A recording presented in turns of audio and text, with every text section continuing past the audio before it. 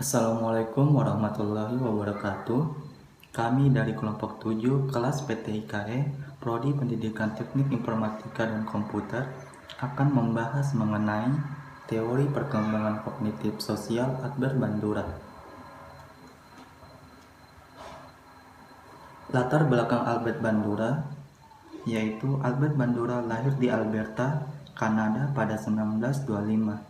Dia memperoleh gelar doktornya dalam bidang psikologi klinis dari University of Iowa, di mana arah pemikirannya dipengaruhi oleh tulisan Militer dan Dollard pada tahun 1941 yang berjudul Social Learning and Immersion.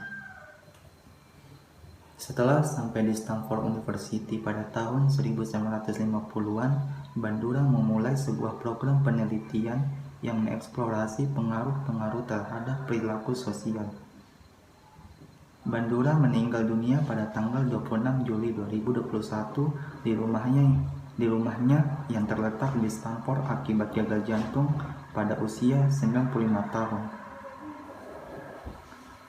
Jauh sebelum meninggal, bersama dengan Richard Walters sebagai penulis kedua, Bandura menulis beberapa buku, diantaranya yang pertama yaitu Adolescent Aggregation pada tahun 1959, yang kedua Social Learning and Personality Development pada tahun 1963, dan yang ketiga Principle of Behavior Modification pada tahun 1969, dan yang keempat Aggregation A Social Learning Analysis pada tahun 1973, dan yang kelima Social Learning Theory pada tahun 1977. Beberapa buku lainnya yang mungkin saja belum banyak orang yang tahu. 2. Teori kognitif sosial oleh Albert Bandura. Teori kognitif sosial atau social cognitive theory merupakan penamaan baru dari teori belajar sosial atau social learning theory yang dikembangkan oleh Albert Bandura. Teori kognitif sosial adalah teori yang menonjolkan gagasan bahwa sebagian besar pembelajaran manusia terjadi dalam sebuah lingkungan sosial. Dengan mengamati orang lain, manusia memperoleh pengetahuan, aturan-aturan, keterampilan-keterampilan, strategi-strategi, keyakinan-keyakinan, dan sikap-sikap. Individu-individu juga melihat model-model atau contoh-contoh untuk mempelajari kegunaan dan kesesuaian perilaku-perilaku akibat dari perilaku yang dimodelkan. Kemudian mereka bertindak sesuai dengan keyakinan tentang kemampuan mereka dan hasil yang diharapkan dari tindakan mereka. Albert Bandura pada tahun 1969 menjelaskan sistem pengendalian perilaku belajar adalah perubahan perilaku sebagai fungsi pengalaman. Di dalamnya tercakup perubahan-perubahan afektif, motorik, dan kognitif yang tidak dihasilkan oleh sebab-sebab lain. Albert Bandura menjelaskan sistem pengendalian perilaku terdiri atas 1. Stimulus kontrol. Perilaku yang muncul di bawah pengendalian stimulus eksternal seperti bersin, bernapas, dan mengedipkan mata. 2. Outcome control. Perilaku yang dilakukan untuk mencapai hasilnya, berorientasi pada hasil yang akan dicapai. 3. Symbolic control. Perilaku yang diarahkan oleh kata-kata yang dirumuskan atau diarahkan oleh antisipasi yang diimajinasikan dari hasil yang akan dicapai. Beberapa ide umum tentang pengalaman belajar. 1. Ketertiban dalam pengalaman belajar mempunyai pengaruh penting terhadap pembelajaran. 2. Suasana yang bebas dan penuh kepercayaan akan menunjang kehendak peserta didik untuk mau melaksanakan tugas sekalipun mengandung risiko. 3. Strategi yang mendalam dapat dipergunakan, namun pengaruh penting terhadap beberapa aspek seperti usia, kematangan, kepercayaan, dan penghargaan terhadap orang lain. 4. Pada umumnya, pembelajaran berpengaruh kepada hal-hal khusus seperti menghargai orang lain dan bersikap hati-hati kepada yang baru dikenal. 5. Terdapat banyak pengaruh yang dapat dipelajari melalui model orang tua dan guru, sedang peserta didik berusaha menirunya.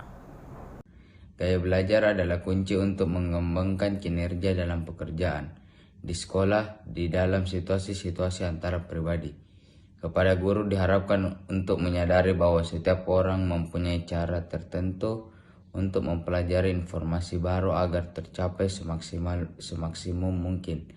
Pengalaman belajar seseorang sangat erat kaitannya dengan gaya belajar, cara belajar yang dipengaruhi oleh berbagai variabel yaitu faktor-faktor fisik, emosional, psikologis, dan lingkungan.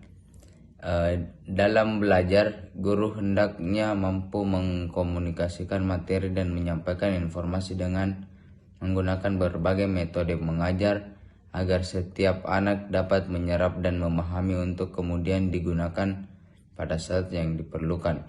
Hal ini dapat dicapai bila guru mengetahui karakteristik murid-murid yang visual, yang auditorial, maupun yang kinestik. Konsep pengajaran tradisional yang mementingkan perkembangan intelektual kemudian berubah. Sekolah yang modern lebih memperhatikan seluruh pribadi anak itu, baik mengenai segi emosi, sosial, jasmani maupun segi intelektualnya.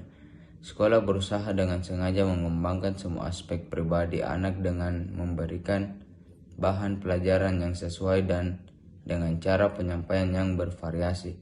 Sebenarnya pribadi anak itu tidak dapat dipecah-pecah beberapa bagian yang terpisah-pisah. Dalam segala tindakannya manusia itu bersikap sebagai suatu keseluruhan yang utuh.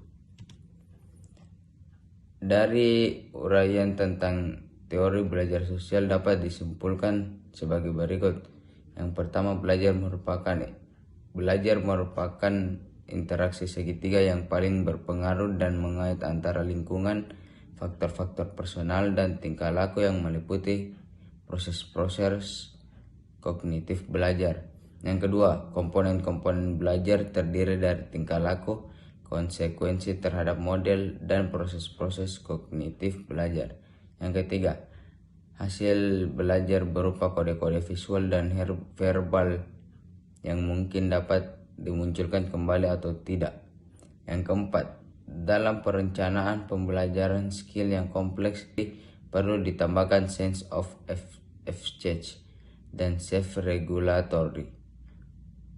Dalam proses pembelajaran sebaiknya diberi kesempatan yang cukup untuk latihan secara mental sebelum latihan fisik dan reinforcement, dan hindari punishment yang tidak perlu.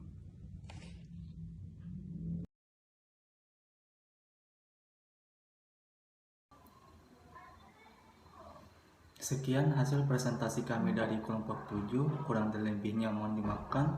Wassalamualaikum warahmatullahi wabarakatuh.